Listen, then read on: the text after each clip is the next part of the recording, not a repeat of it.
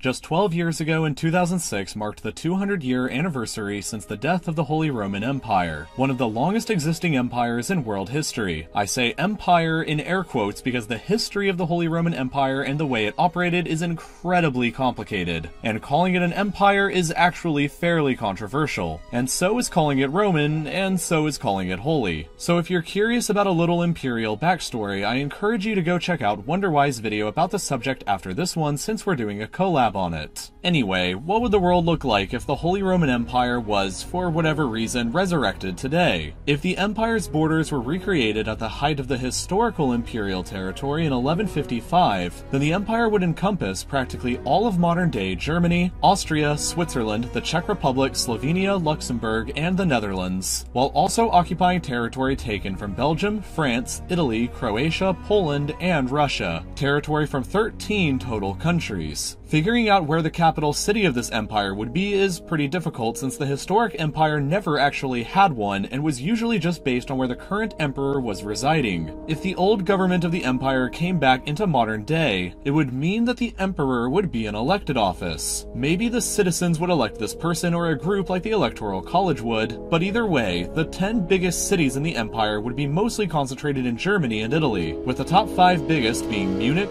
Hamburg, Vienna, Rome, and Berlin. The population of the modern empire would be approximately 215 million people, which is fascinating when you consider what the population of the empire was just a few centuries ago. In 1618, before the 30 Years' War, the empire was home to just 21 million people, and true, the territory then was smaller than in my modern example, but 21 million people is only about a quarter of modern Germany's population alone. In 1648, after the 30 Years' War, the empire's population shrank to just 16 million, meaning that in 30 years of war, nearly 1 out of every 4 people died. Imagine a similar disaster happening today, and even further, the largest city 400 years ago in 1600 wasn't even in the top 5 today: Prague.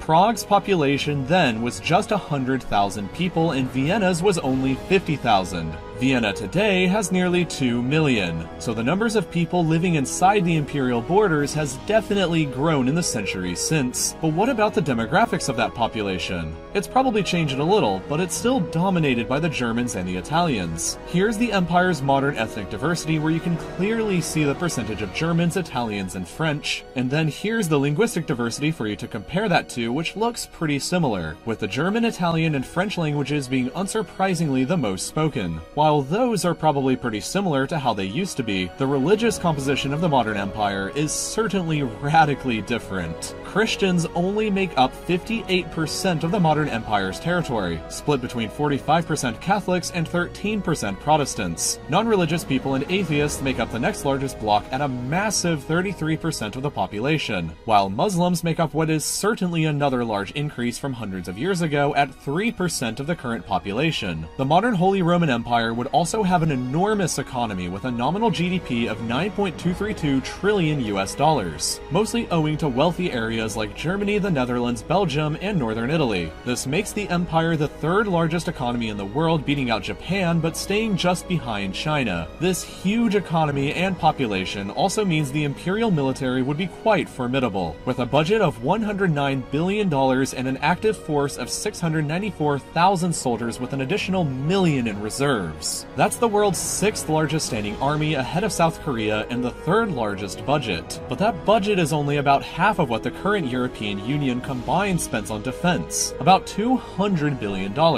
Overall, the Holy Roman Empire in the modern world would be an absolute powerhouse. It would dominate European politics, and with an economy close in size to China's, and a population larger than Russia, it could have aspirations of achieving global superpower status. Like I mentioned near the beginning of this video, if you're curious to learn more about the origins and history of the entire historical Holy Roman Empire, I encourage you to go check out my friend WonderWhy's video on that subject next. Thanks for watching, and I'll see you later on this week for the regularly uploaded real-life lore video next.